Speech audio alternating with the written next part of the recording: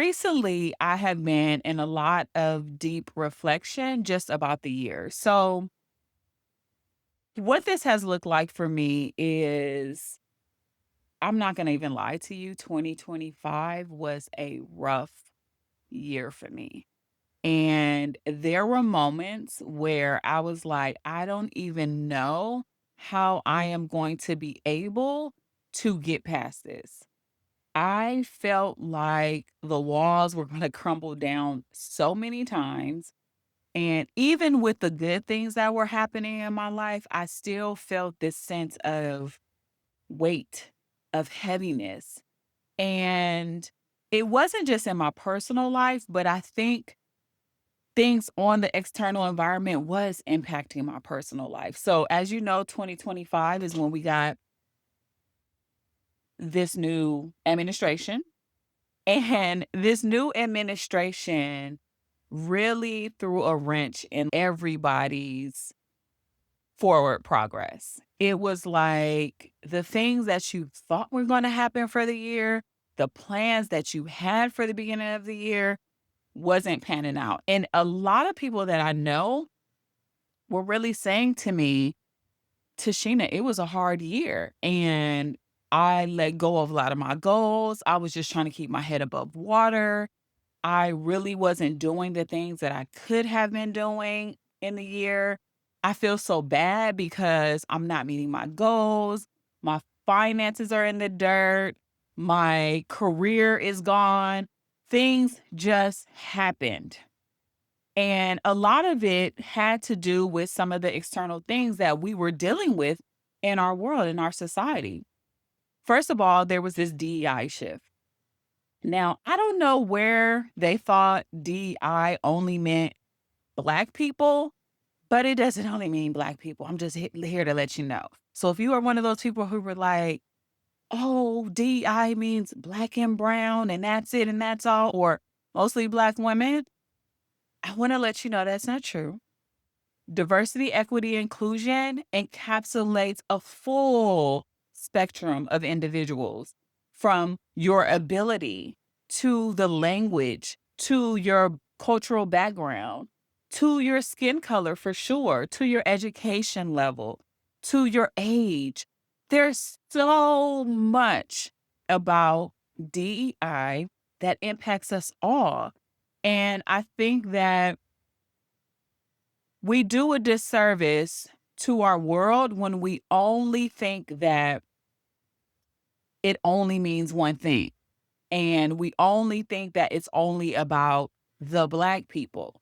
And so when DI impact started to come, that's when we started to see that 400,000 women, Black women lost their jobs. We are probably the backbone of consumerism, and we were impacted. We're also the backbone of a lot of our families, and that was impacted as well.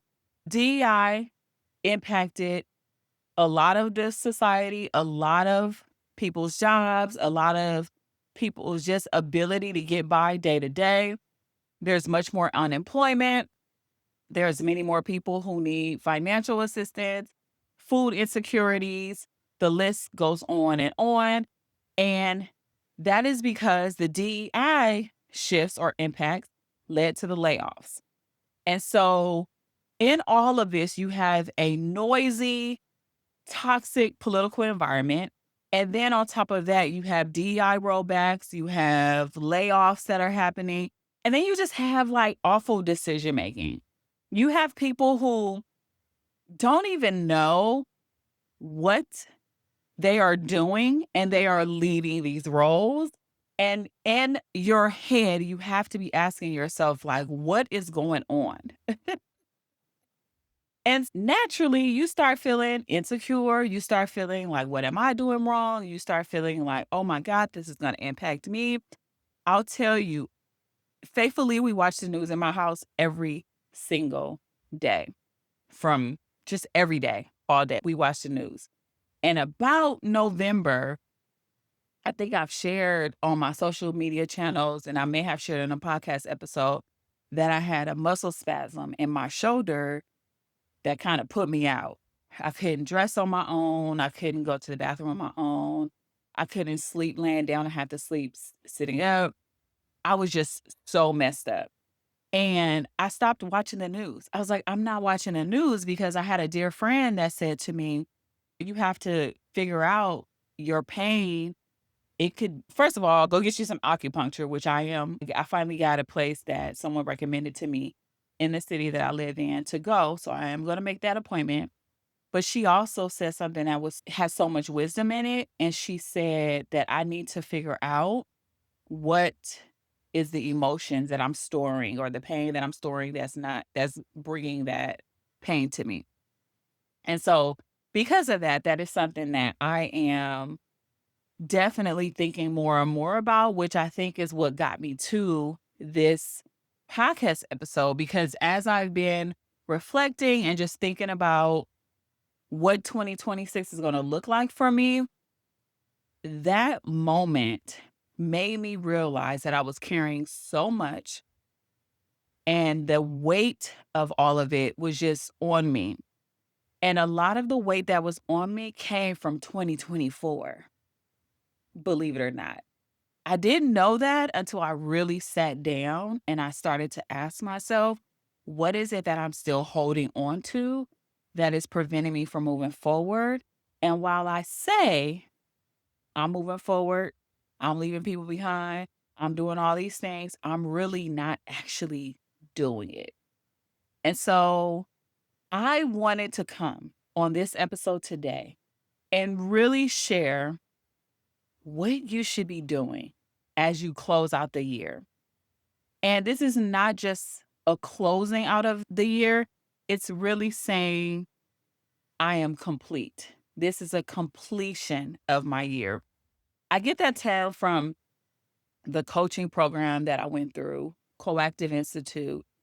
And at every ending of the retreat, the couple of days, or what I did the leadership program and I did the coaching program. So there's two different ones, same company.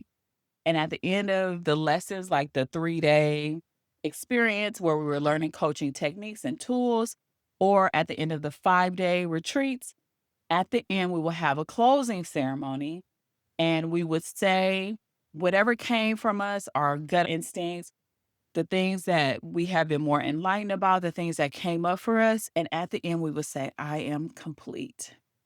And that let the next person know that they can start speaking and that you hopefully have said all that has come intuitively from spirit, from God. You've said everything that needed to be said.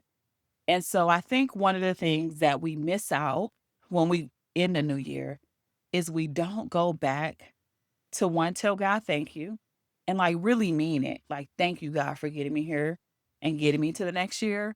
But also, another thing that we fail to do is to say, I am complete.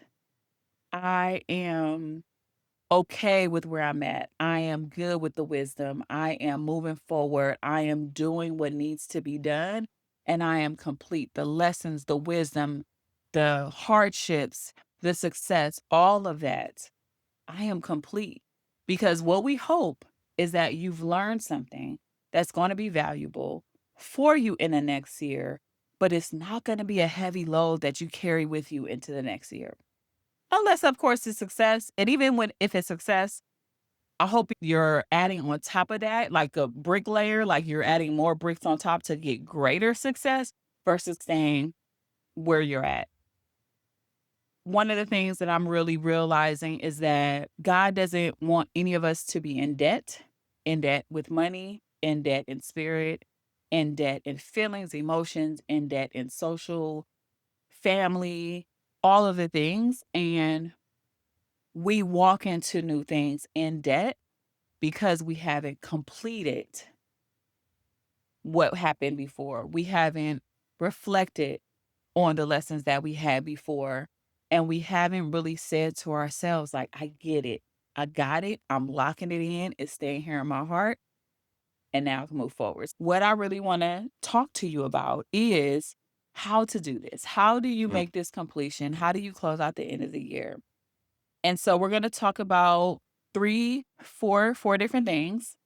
that you're going to do in order to move forward, in order to have a good completion, and to just make the next year, 2026, your best freaking year.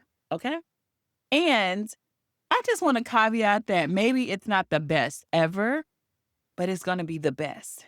It's always the best. I think of an investment portfolio, and there's always like different amounts, percentages of investments you put into different investments.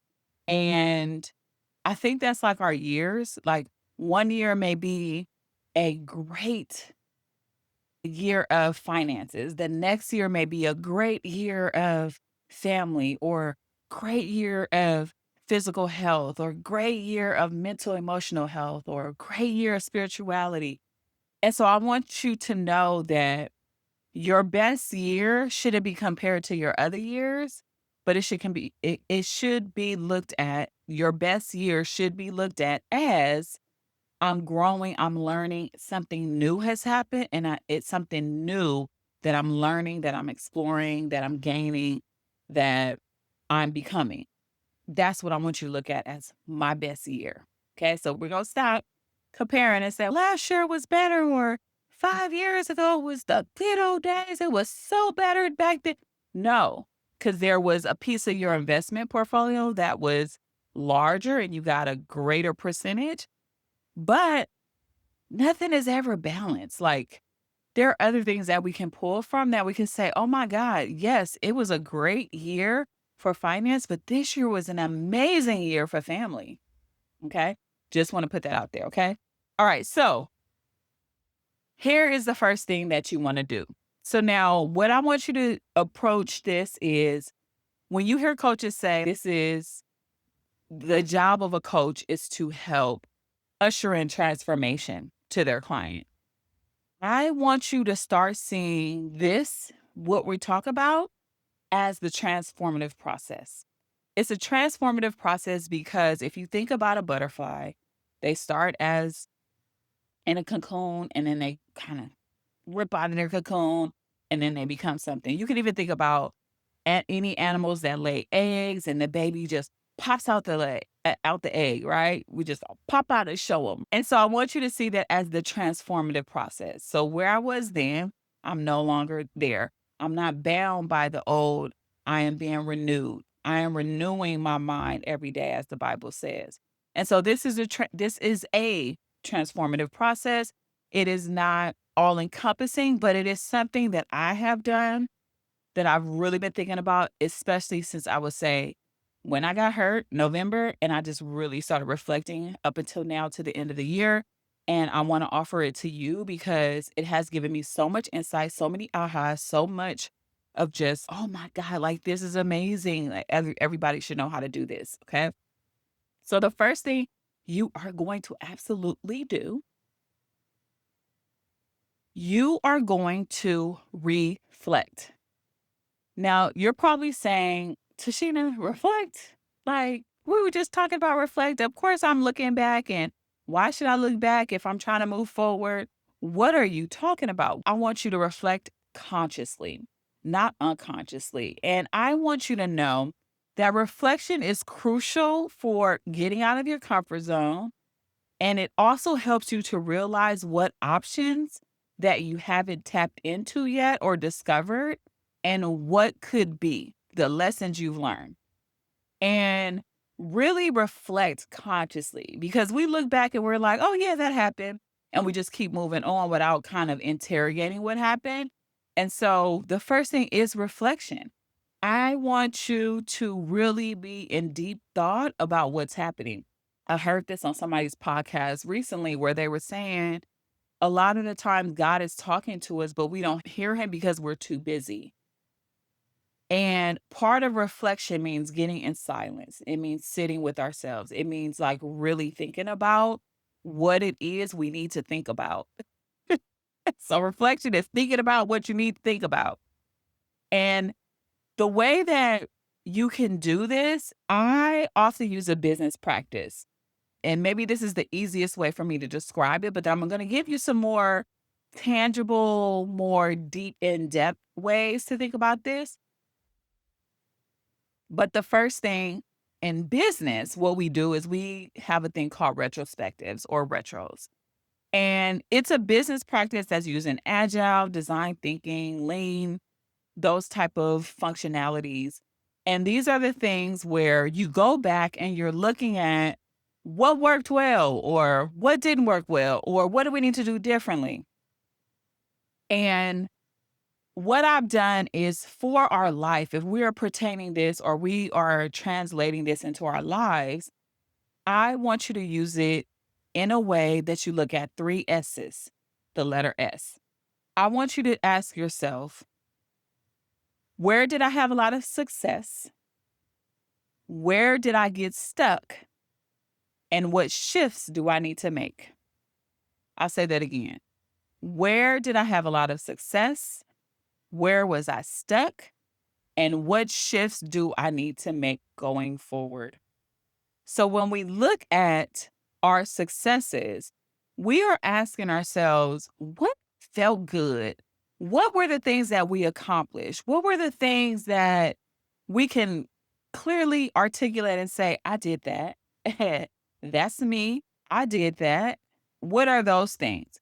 And I want you to really feel successful. I want you to feel happy. I want you to feel proud of those things that you did.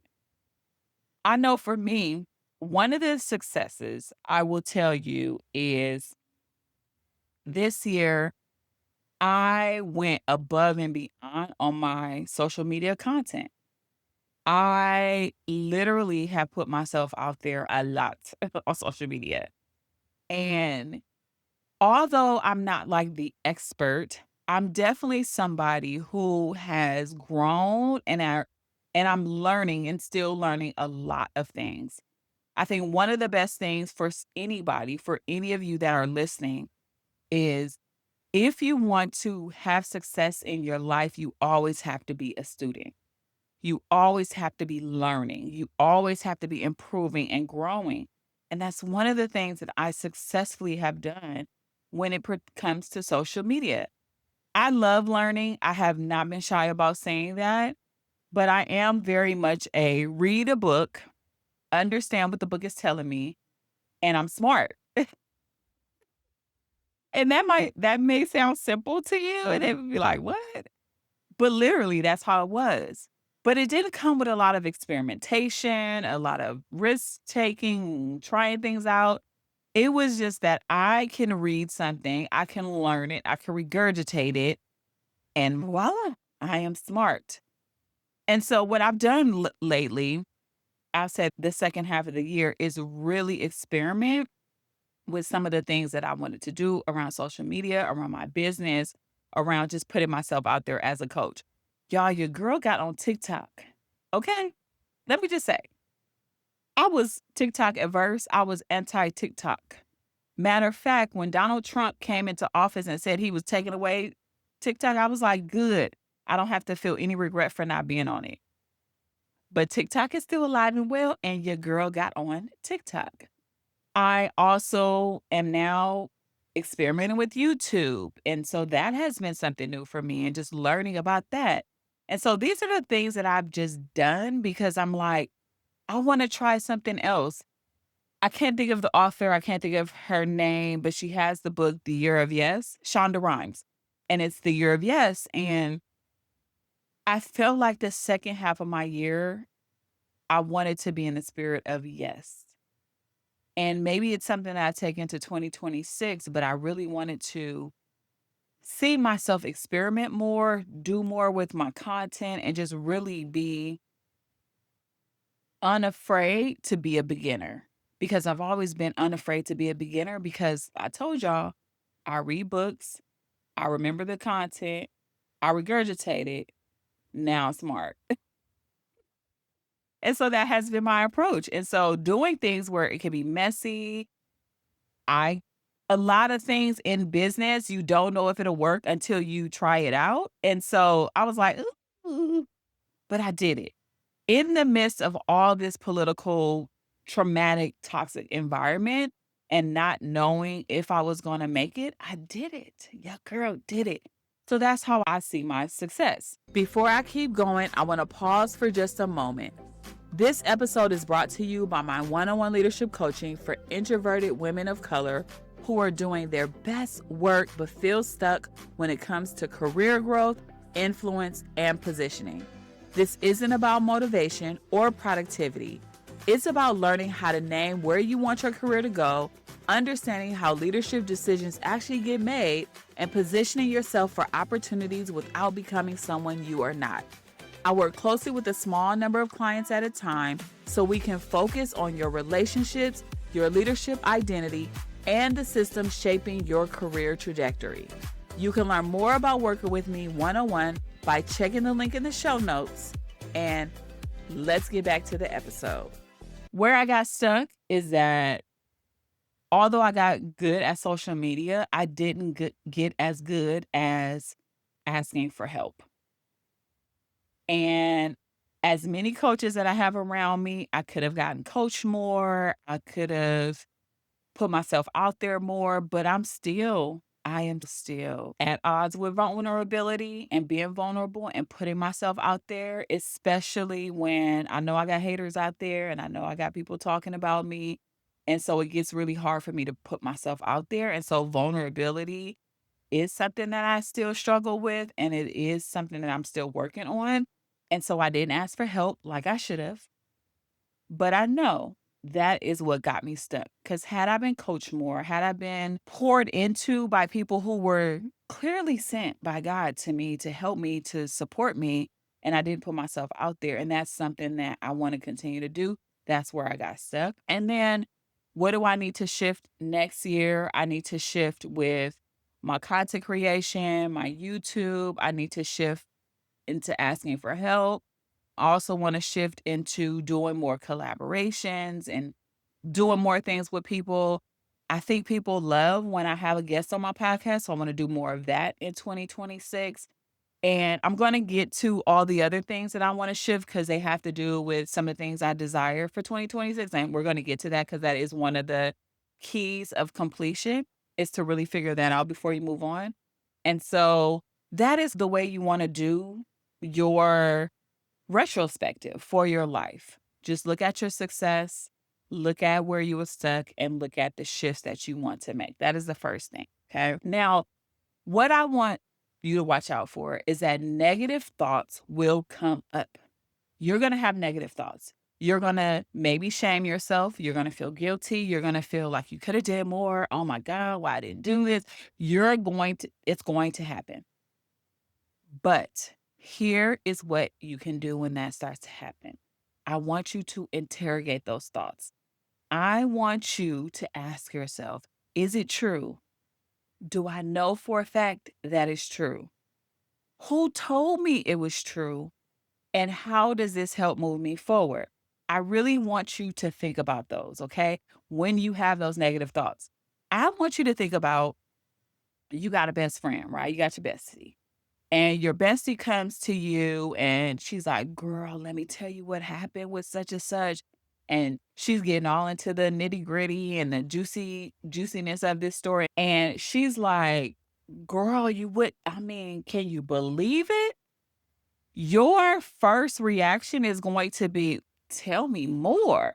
What happened with this? And what did they do when this happened? And how did they walk away? And who did they call? And blah, blah, blah. You're asking a lot of questions.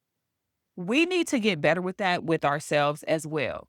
Because when your friend is telling you a juicy story, you want to get to the meat of it. You want to interrogate that thing because you want to know every ounce of that story. The same thing happens with your negative thoughts. Get to the meat. Because what you'll find sometimes is underneath those negative thoughts are insecurities. Sometimes those thoughts are not valid because you're like, wait a minute, I am knocking myself, but do I realize how successful that was? Yeah, I failed, but damn, I put myself out there. We really want to get into that habit of getting there. And so, really be clear about those negative thoughts and interrogate them, tear them up, and really figure out what's going on for you. One of the practices that you can do while you're doing this is have a junk journal. The junk journal is this is what I feel. These are my thoughts. This is what is happening. And just put all your junk there. And then just like that junk drawer, close that thing up. Better yet, get rid of it. Be like, okay, here it is. I'm leaving it here. I'm going to let it stay here. That's it. That's all. I'm going to burn it up. There's some practices in coaching where you write things on the paper and then you light it on fire to let it go. Maybe that's what you need to do. Write all those junk thoughts, light it up, throw it away and say, this is it. I am complete. Okay. So think of those thoughts as little messengers that are coming to tell you something. And they're just like, I just have to tell you this. And I have to explain this thing to you. And I just want to tell you. And it's like the little girl trying to watch out for you and trying to make sure that you're safe. Just think of it that way. Your negative thoughts are not here to hurt you, but they are here for you to reflect on and for you to think about what it means and what it is. Now, you also want to reflect on the things that you never thought would be possible. Never. Y'all, in 2025, I got one of the biggest coaching contracts that I ever have since I started my business. Now, my business is not that old. And I was like, oh my God, like, this is how much they're going to pay me for this couple of hour session. I never thought that to be possible, but that was evidence of so much possibility for the future. And so remember that, hold on to that. What did you think was impossible? And how did you make that happen? What were the feelings in that moment? What did it teach you about yourself? What did it teach you about asking for what you want, what you need, what you deserve? What did that impossibility do for your belief going into the future? Write that down. Understand that. Reflect on that. Okay. So that is the reflection process. You want to reflect on all of these things because I think it's important for you to move forward. It's going to be important for you to remember. Reflection is a remember.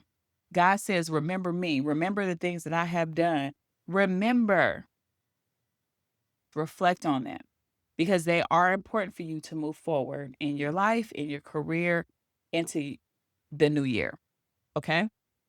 Now, the second thing is this one was a little bit more personal for me, and it was the ability to grieve and forgive. Now, this came to me very recently because if anybody knows me, I got a lot of shoes, I got a lot of clothes, and I got tons of books.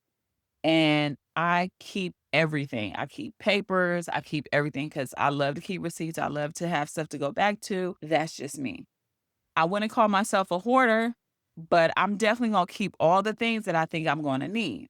And I think the pandemic elevated that or amplified that for me. And those are the things that I really like still struggling with because my house was damn near empty before the pandemic.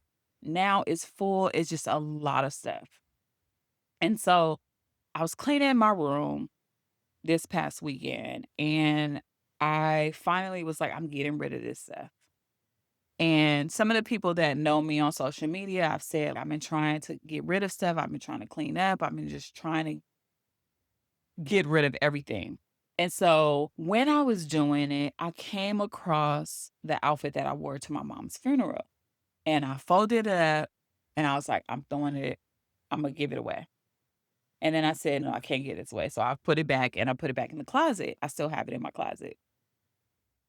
And that moment made me realize that a lot of things I kept on to because I haven't appropriately grieved through it completely. I haven't completed the grieving process of a lot of things. Now, you're probably like, girl, it's just clothes, it's just shoes, it's just books. Yes. And there's an identity attached to that. There's the identity of the smart girl, there's an identity of the girl with a lot of options.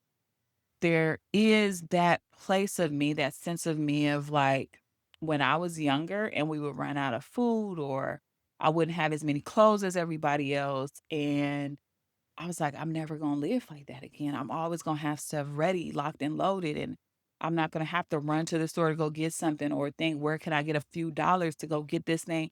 I would already have it. I would have the dress, I would have the shoes, I would have the pumps, I would have the hair, y'all. I do keep extra hair in my house so I could rebraid my hair at any given time. The lipsticks, and sometimes like way more lipstick than I'm actually using. The purses, the bags, food, things to cook in, papers to go back on because nobody's gonna catch me off guard. And I've learned a lot of this from discovering my Enneagram as well. I'm an Enneagram 5. And being caught off guard is a trigger for me. And so that means being caught off guard with not having what I need at any given time. And when I was cleaning out my house and then I was cleaning off my desk and I was shredding papers and I was scanning things just to keep it on my computer as a soft copy rather than a hard copy, I was like, yo, I haven't grieved the way I should. I haven't really let go of the things that I should have let go. And I'm holding on to things because there's a part of me that doesn't ever want to let go. And I think that's a lot of times, for instance, I got laid off in 2024. And when I was cleaning up all my papers, what I noticed was that I had all the papers, the documents, everything from that period of my life, from my work life.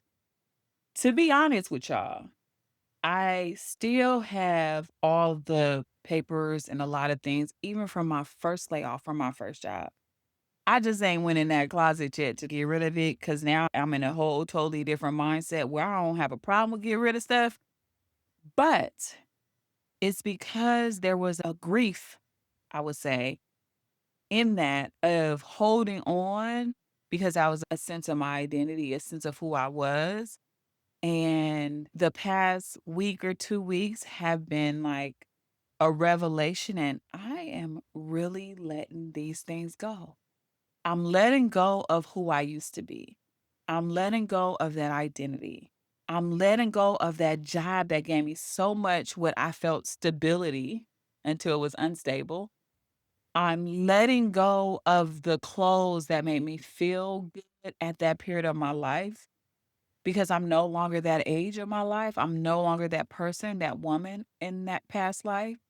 And I am learning to let go. And sometimes we don't let go because we're afraid that we'll never get that thing back. But the honest to God truth, what I think God wants for us is for us to let go.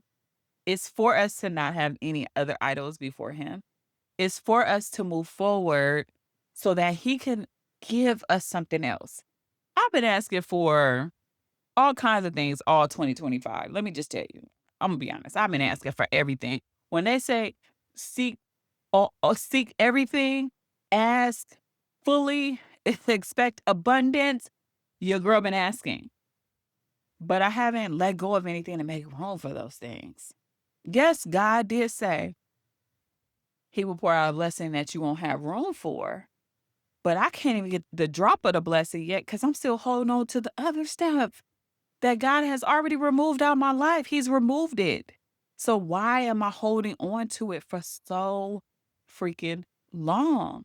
And so this year, before we go into 2026, I know we're right here. So maybe this is a couple of days from now, maybe it's a week from now where you really start to get into your groove of 2026. Grieve. Do your grieving process. And one of the things to do that is to let the things go. Let the clothes go, let the papers go, let the things in your house go. Cleanse your house, okay? That is my goal. It's not going to happen before January 1st. I'm going to tell you that right now. But I am in the process of that's my mindset is to clean and to shape my environment in the way that allows for more things to be added to me abundantly. So the other thing that's going to happen in 2026 is there are also going to be some people that you are going to have to let go. The way that I started to really think about this is that there were a lot of people that I used to work with who I consider my friends who I no longer talk to at all, people who I thought had my back, people who I thought would check up on me, make sure I'm doing good, and never did.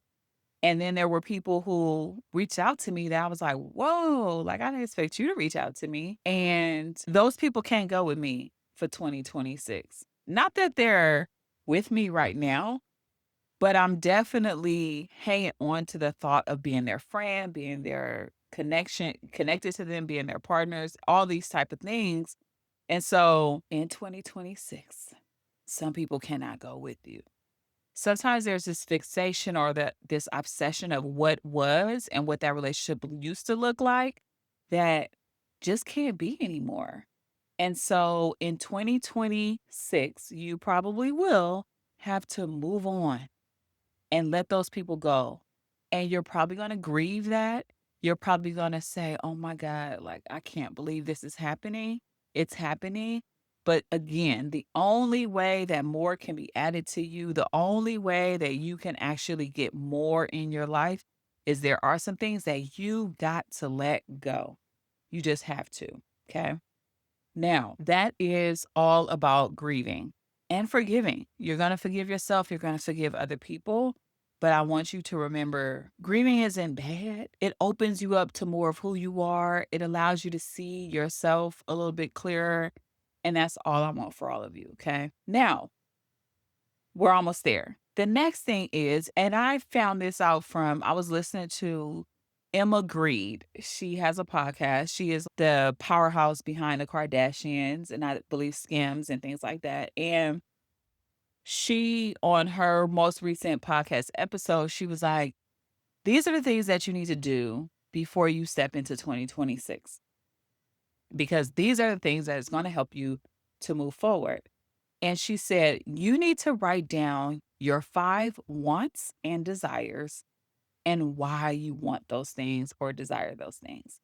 And so immediately I went and I was like, hey, I'm about to write down all the things I want and why I want them.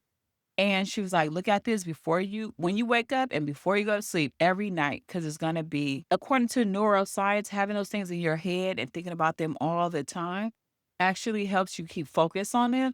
And that why, start with why. Knowing your why, your purpose is so important because money can't be the why you're doing things. You actually have to be doing things because it's good for you. There's something else behind it.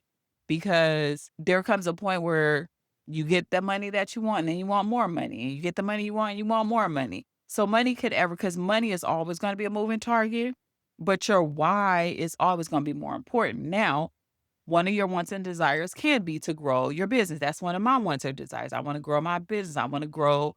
Some of you may want to grow your career, get a promotion, things like that. But why? Why is that important to you? For me, it's important to me because I want to be able to pay off my kids' tuition for college and for school because I pay tuition for all of them. I want to be able to not worry about my bills. I don't want to be behind on bills.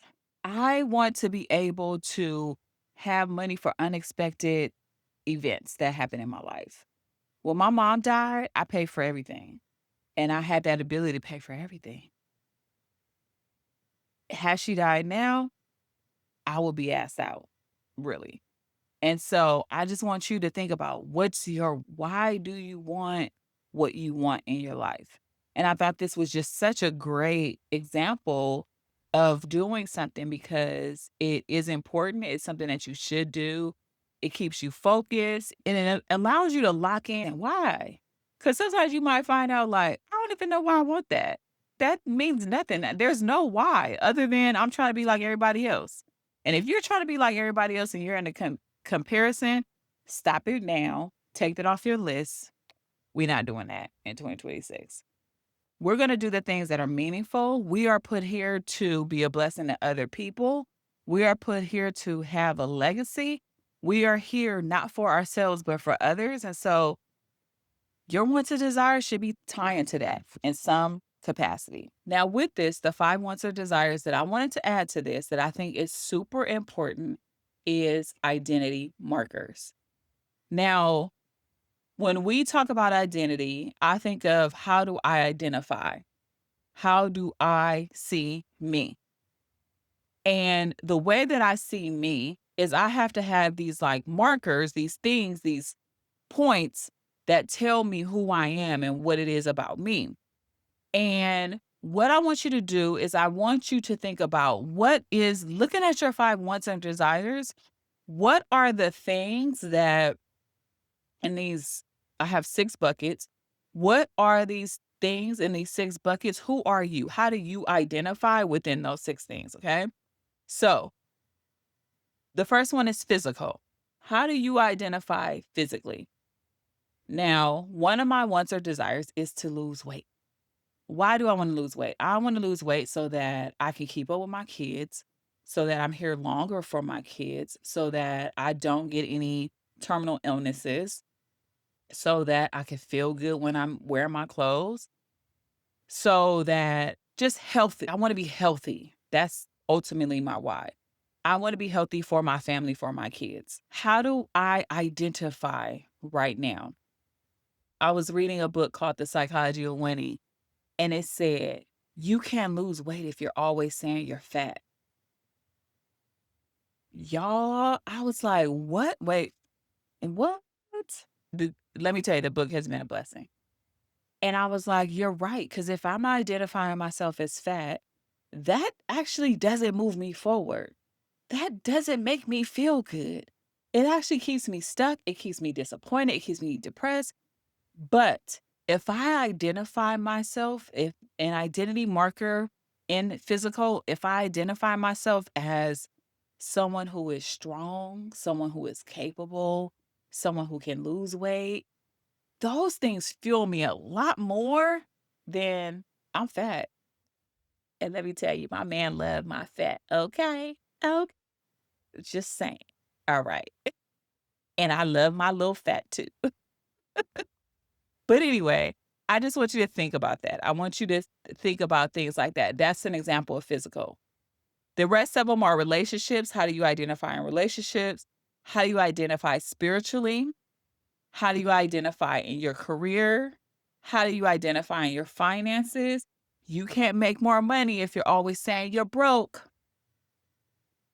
A lesson that I'm learning, y'all. And I started doing this months ago where I was just like, even before reading this book, but I was like, yeah, I'm gonna stop saying I'm broke because I'm manifesting broke.